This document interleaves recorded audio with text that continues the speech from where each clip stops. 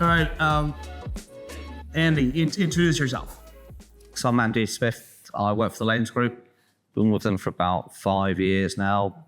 And I've been working on and off with Match since about the last 18 months ago, wasn't it? So I had the pleasure to spend a week with the Lanes Group, visiting their depots, going out on the field, and all those photos that I showed in the previous section were from the visit that I had with Andy and the team. I learned so much. You guys helped us build the product. We're really grateful. So Andy, let's go back, a few years. You guys were using, before moving to documents, you guys were using paper. Tell us about that transition. Why did you guys decide to do this project? How's the transition? What did you learn? we spent a lot of time re-entering stuff. We would take a site audit in paper. We'd re-enter it into another system called Yammer. And we'd have to sit there and write down all the incidents that we have manually and then produce those into a spreadsheet to give to someone. And we found loads of processes within the business that were very, very similar. And it just took a lot longer. We couldn't really do any easy insights into stuff. It was very labor intensive. So we moved to driver documents. And suddenly we got a little bit carried away with driver documents. We were doing 60, 70,000 driver documents a month. Wow. And we came to Max and said, driver documents is really good. It's a massive step forward from paper, but it's not fast enough for us. Can you help us? What can we work together on to make it better? Makes sense. And Andy, before we go into the specific features and details, walk the audience through what were some of those processes that you were digitizing? So timesheeting for our engineers, it was done manually with paper sheets. And as we all know, if we've got workforces out there, they're great at losing their timesheets, spilling coffee on them, standing on them. It's like your children's homework with the dogs eating it. So other audit sheets where, oh yeah, we've done that audit. So where's the paperwork? Oh, sorry, we've left it behind. Oh, we've left it here. And it's those kind of processes that we've eradicated in paper. Yeah. I think for timesheet specifically, you did something super clever. Maybe walk the audience briefly about, what was the problem you guys were solving and how did you solve it? I think it was super interesting. We were using a legacy system and it dumped the data out. Our admins were having to filter it by their particular depot they were looking after. They were having to round all their hours to the nearest 15 minutes. They were spending probably a couple of hours a week just having to sort the data into what they wanted. So we took the Samsara platform and gave the engineers a form to fill in at the beginning of the day and the end of their day. They could say if they were on overtime or weren't on overtime, and just gave it to our admin team in an easy fashion where they could see it and a couple of clicks of a button rather than spending hours just messing around with it, basically. Makes sense. And I remember you guys were looking at dash cam footage to try to understand if the actual person clocking in was at the vehicle, but then with connected workflows, you guys were able to triage and looked at different data points to actually ensure that, right? Yes, we connected workflows is geo-stamped. So it's great. So we knew the time of the day and the location the person was completing the form.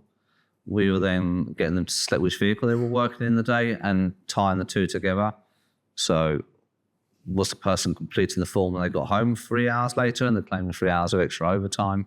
But rather than our admin teams and our field management teams having to go through the Samsara platform and check it all, we're easy to give it to them into an easy view where they can see that's where the vehicle was, that's where the person was. Did they tie up or didn't they tie up? Great. So one of the challenges when you're deploying technology and people moving from paper to digital is that there's a little bit of resistance. And I think a lot of the things that you and the team did to help with that transition were also very clever. Walk us through some of the things that you were intentional about when it came to the drop-downs and stuff like that. So we tried to make every form, timesheet form, vehicle incident form, we tried to take all the stuff that you don't need to fill out in the field. So with an accident form, we took out all the insurance details. Our field teams don't need to complete that. We're just going to take the easy things. Can they take a picture instead of having to write something down? Can they have a drop down that's got all the selections that we'd like them to use? So we get two things out of that. It's an easy interface for the users in the field, and we get concise data back that actually makes sense. We don't get 6 different ways of writing the same word or the same phrase. That makes sense.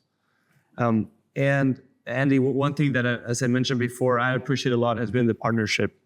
So you helped us build the product. Walk maybe the audience through some of the top features that you guys had, and maybe what was our response? And let's talk about the partnership there.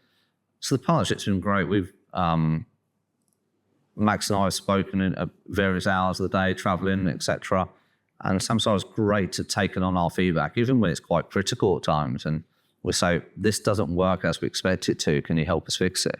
And the response time is usually pretty good. You'll come back and let us know how you can fix it or give us workarounds in the short term.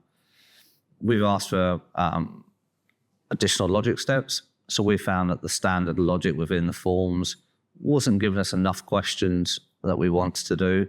So our site audits, we found we had to have a long list of questions that people had to put NA against instead of actually giving them intuitive answers to go through. So with the new sectional logic, it's been fantastic. It's allowed us to break the questions down and actually take people to the right path now. And that the user interaction is a lot better for the team. It's more concise for them, and that they can actually spend less time doing administration work in the field and more time getting on with clearing drains, which is what we need. Makes sense. And let's briefly touch on the permissions feature, the manage roles, manage permissions. I think was also super interesting. So when we were using either SharePoint or we were using driver documents, we found engineers were having to scroll through 50, 60, 70 different templates. There was a different version for one area of the business, and we found that people were going and selecting the wrong one for their business sector, and it wasn't giving us the concise answers we want. With the user roles, we've managed to trim that down to most people don't see more than 10 to 15 templates now. And it's much easier to them. We can also control through the permissions and workflows. We can say which ones they have at certain times of day and take those particular ones away from them. So we're still getting people to complete them like they're time sheeting, but they complete it at the time that we specify now. Makes sense. That's a great example of a partnership. These features are really built for the enterprise. These guys have a complex structure with multiple business units. So they wanted to really control which forms, which drivers had access to. They would do all that through that, which is awesome. Andy, you've got a whole room full of people excited about trying connected workflows. What advice would you have for them? Don't replicate what you've got in paper. So look at the paper that you've got and decide, are you asking the right questions? Do you need your field-based team to answer all those questions? Which ones can you take away so they've only got to complete the ones that they really need? With AI that you've got today as well, that's really key. But don't just replicate. Make sure you really interrogate what you want to do with it. And think for the long term as well. So make sure the data that you get back is really the data that you can use in the future. It's great to say that you've got a free text box that says, oh, here's the issues on site. But why not have a selection of 16 checkboxes that you can get them to go in and check against? You've then standardized your data and normalized it. You can then go and look at trends. You can do other stuff with the data. And that's the key thing to do. Just don't lift and shift stuff across. Really think about the process first. That's awesome. Andy, thank you so much. Before you leave, we're going to open it up for the audience for questions. Please. I'd just like to ask, how long did that transition take from paper to go full digital? I will be honest, we're not fully digital quite yet. We still find errorist documents that someone is still using. It's probably been a transition of about 2 years. And there's still other areas that we're essentially 5 different companies coming together. So we're still finding different areas and we're all working collaboratively to bring that together.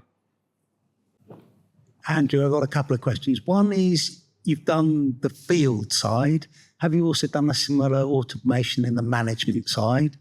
And that was the second question, is about cultural change. How did you manage the kind of cultural change for you guys working in a far more digital, So our management side and internal side has been easier because we tend to have, most of our systems are electronic anyway. The one thing we have done, we've taken the data using connected workflows, is we are pushing it into other management systems. So we're allowing us to link them and do things using things like Microsoft 365's platform to hold the data. I will say most of our workforce is out in the field. Our back office teams are not as large, so we don't have such a big problem there. And how have we managed the transition was your second question, wasn't it? Culture.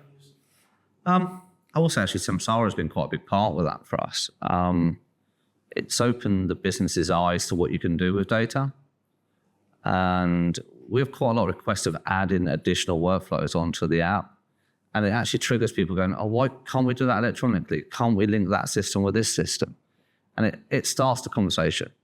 You still get a few people, I've had conversations with people, they go, oh, you've got to do that in paper. And there was one particular gentleman, he said, you've got to do it in paper, you can't do it any other way. I'm like, that's great. So you've got all your filing cabinets over there. So this building burns down tomorrow afternoon, and now you've got no records.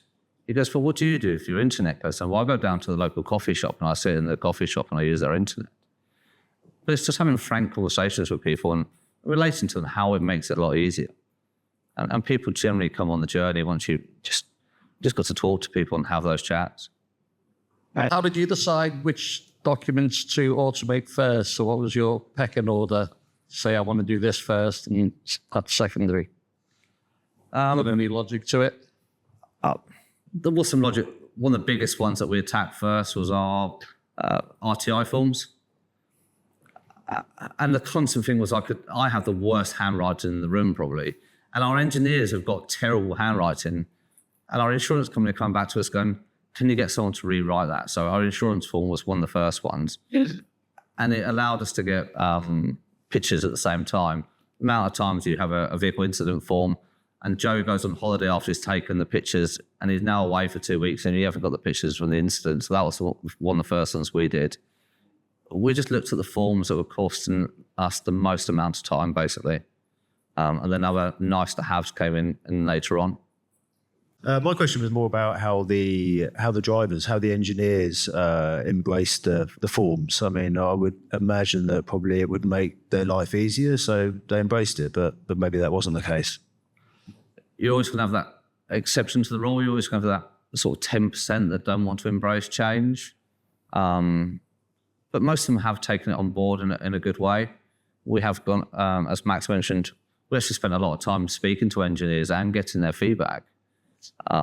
When Max come to visit us, we were using driver documents and we didn't tell any of them who he was until he turned up on site.